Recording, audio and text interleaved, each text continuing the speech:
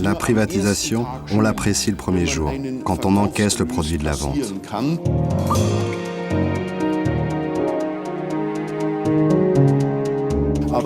Mais on perd bien vite toute influence.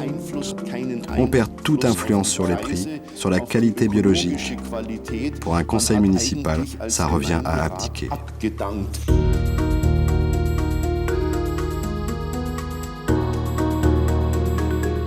J'y ai travaillé comme responsable administratif des contrats du sud de la région parisienne, qui liait donc ces villes à cette société.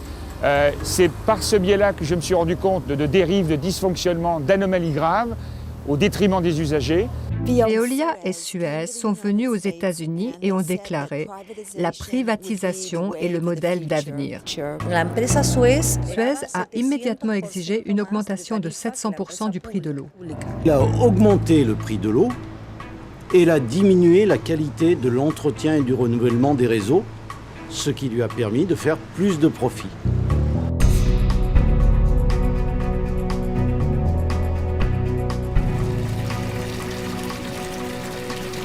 Une entreprise privée n'a pas spécialement intérêt à réparer les fuites, puisque de toute façon cette eau est facturée. Donc elle n'a pas à économiser de l'eau.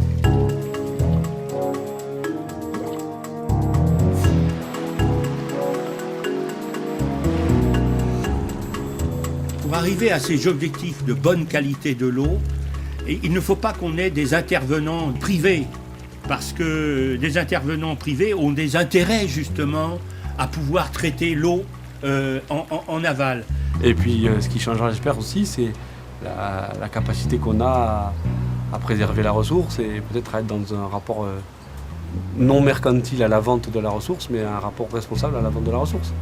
Pas que Veolia ne soit pas responsable par rapport à la vente, mais dans un rapport où l'objectif est d'en vendre.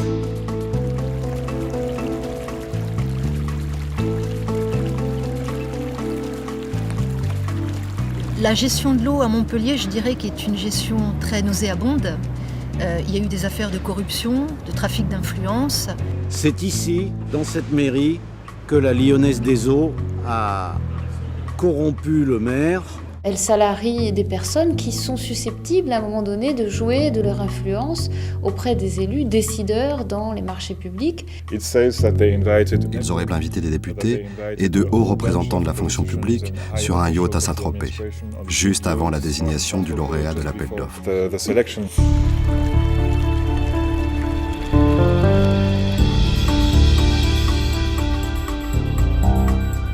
C'est maintenant qu'il faut que ces collectivités reprennent en gestion publique leurs services d'eau et d'assainissement. Les 31 communes de l'agglomération, à la suite de cela, vont discuter de savoir si elles gardaient effectivement, si elles restaient en gestion ou si elles passaient en régie.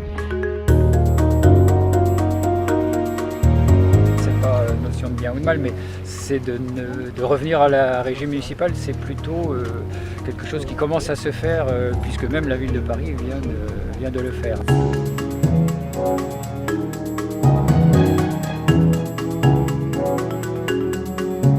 Petit à petit, de reprendre le contrôle du service, reprendre la maîtrise du service de l'eau à Paris. Donc le contrôle revient à la mairie.